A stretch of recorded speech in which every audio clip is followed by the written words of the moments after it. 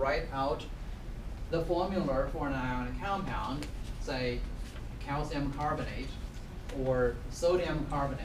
Now if you don't know carbonate, the name carbonate, and the formula is CO3 2-, you can't write out the correct formula because there's no way you're going to be able to check the charges there. So this is the table that I was trying to ask you to memorize. You must know this for exam number 1 coming up next Thursday. Okay, so make sure you go through this list there and understand and know their name, know their know their formula, and also know the number of charges there. And once you memorize this, you will be able to memorize the alphabet there. You will be able to spell out the words correctly. Okay, so typical type of question I can ask you here is that write the formula for the ionic compound form calcium and chlorine using the periodic table. And that, again, as I said, is the most important document in modern chemistry. Calcium group 2A, chlorine group 7A. So we need you to be able to make predictions about the charges there. Okay, so in this case, calcium 2A, 2 positive charge. Chlorine group 7A, 1 negative charge. So the subscript in the formula on chlorine would be 2. Number 2, CaCl2, might have that CaCl2 in here.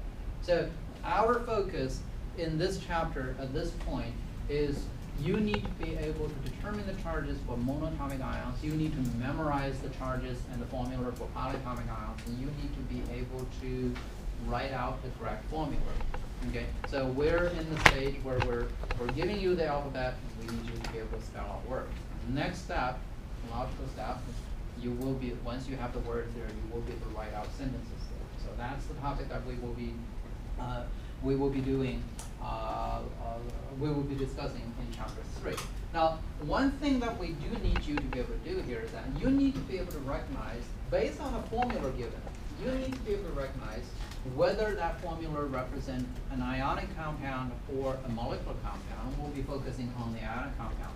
There are 3 possible combinations where you end up with ionic compounds. The first one would be metal, non-metal. So whenever you have a metal elements and non-metal elements combined together, that's an ionic compound. No question about it. Where are the metals?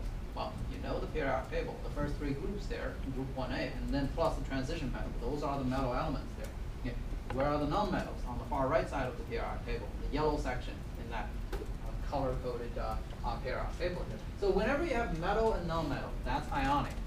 And whenever you have metal and negatively charged polyatomic group, that's ionic. Remember the polyatomic groups there, and those 16 polyatomic ions that we asked you to memorize. Some of them bear positive charge, some of them bear negative charge. So if you have metal elements and you have a negatively charged polyatomic group there, you have an ionic compound. A third situation is you have a positively charged polyatomic group with either a non-metal ion, negatively charged, or a polyatomic group with a negative charge. That's also an ionic compound. So those are the only 3 possibilities. When you combine those things together, you end up with what we call ionic compound. Anything else would probably be a molecular compound. Okay? So we need you to be able to recognize ionic compounds from their formula. So these are the examples of ionic compounds. In this case, metal, negatively charged, polyatomic, metal, non-metal. Okay, so these are the only 3 possibilities there. And examples, we need you, since one of the objectives here is that we need you to be able to determine the charges there. Now, transition metal is a group of elements that do not have a definitive charge. It depends on who they're with. So using this as an example there, molybdenum pentachloride, that's a compound. The correct formula is MoCl5. What is the charge on MO? Well, Cl, group 7A, 1 negative charge. And you got 5 of them in here. So total of 5 negative charges. If the correct formula is MoCl5, MO has to bear 5 positive charges. So we can make predictions there. If we know the basic charges on the main group elements there, then we can determine the charges on transition metal.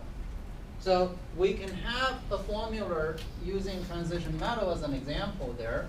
We can have a formula of FeCl2. We can also have FeCl3. Now chlorine is group 7A, -1. So in this case, iron has,